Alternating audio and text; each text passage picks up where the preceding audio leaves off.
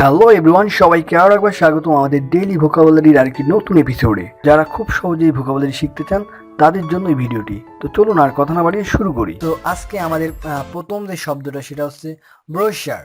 ব্রোশার শব্দের অর্থ হচ্ছে ক্ষুদ্র পুস্তিকা, অর্থাৎ যে পুস্তিকাতে কোনো সংক্ষিপ্ত বিবরণী উল্লেখ থাকে। সো আমরা এটার মিনিংটা যদি দেখি তাহলে হবে এই small book or magazine containing picture and information about a product or services. অর্থাৎ আমরা র্যাক ডেতে যে ক্ষুদ্র পুস্তিকা অর্থাৎ যে আমরা প্রসপেক্টাস তৈরি করে থাকি সেটা কিন্তু একটা ব্রোশিয়ার।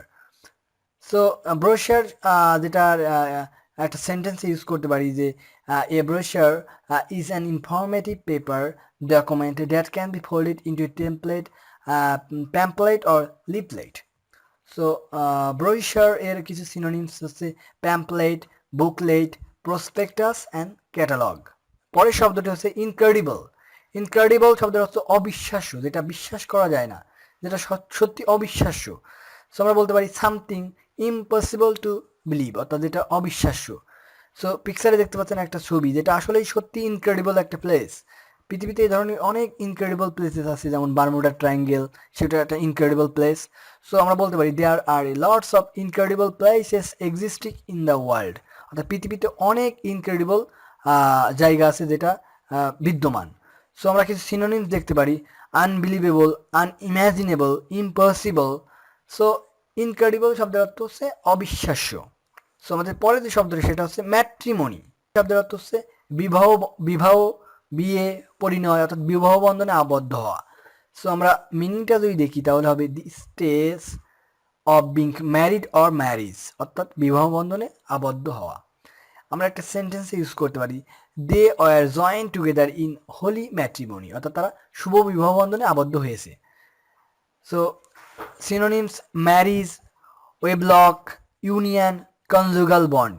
কনজুগাল বন্ড বিবাহ বন্ধনে আবদ্ধ হওয়া। সো পিকচারের মাধ্যমে ম্যাট্রিমনি শব্দটি আপনারা মনে রাখতে পারবেন, যার অর্থ শুভ বিবাহ বন্ধনে আবদ্ধ হওয়া। সো পরের শব্দটা হচ্ছে পেড্যান্ট। পেড্যান্ট শব্দের অর্থ হচ্ছে অতি ক্ষুদ্র বিষয়ে যে অনেক কনসার্ন, অর্থাৎ অনেক সতর্কতার সাথে যে অনেক ছোট ছোট বিষয় পরিমাপ করে। স্কুল শিক্ষকও বলা যেতে পারে, অর্থাৎ যারা স্কুল শিক্ষক তারাও কিন্তু অনেক পেড্যান্ট টাইপের মানুষ, তারা তাদের প্রাত্যহিক জীবনে অনেক পেড্যান্ট। সো পিকচারে দেখতে পাচ্ছেন যে খুব ক্ষুদ্র ক্ষুদ্র জিনিসে মাপকাঠি দিয়ে মেপে দেখছে। সো আমরা যদি একটা সেন্টেন্সে পেড্যান্ট শব্দটি ইউজ করে থাকি তাহলে হবে pedant insist that the 21st century start with 2001, অর্থাৎ পেড্যান্টটা মনে করে যে বিংশ শতাব্দী 2001 সাল থেকে শুরু হয়েছে। সো সিনোনিমসটা dogmatist, purist, formalist, perfectionist and sophist. So pedant শব্দের অর্থ হচ্ছে যে ছোটো ছোটো বিষয় অনেক কনসার্ন। জেনিথ। জেনিথ শব্দের অর্থ শীর্ষবিন্দু, অর্থাৎ কোনো কিছুর সর্বোচ্চ বিন্দু সেটাকে জেনিথ বলা হয়। So highest point or most successful time of success period of time, অর্থাৎ জীবনের সবচেয়ে সাকসেসফুল মোমেন্টকে জেনিথ দ্বারা প্রকাশ করা যেতে পারে। সো দেখতে পাচ্ছেন যে শীর্ষ চূড়াবিন্দুতে সে দাঁড়িয়ে আছে, পিকচারের মাধ্যমে দেখতে পাচ্ছেন।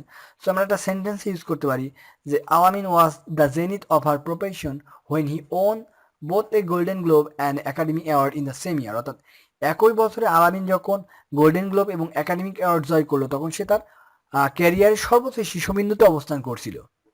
সো জেনিথের অনেক সিনোনিমস আছে যেগুলো acme, peak, pinnacle, apex, apogee, summit, climax and culmination.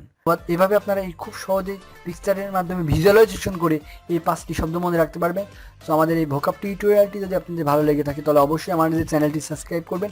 আমাদের ভুলগুলো ক্ষমার দৃষ্টিতে দেখে আমাদের সাথে থাকুন নতুন নতুন ভিডিও পাওয়ার জন্য। সবাই ভালো থাকবেন, ধন্যবাদ।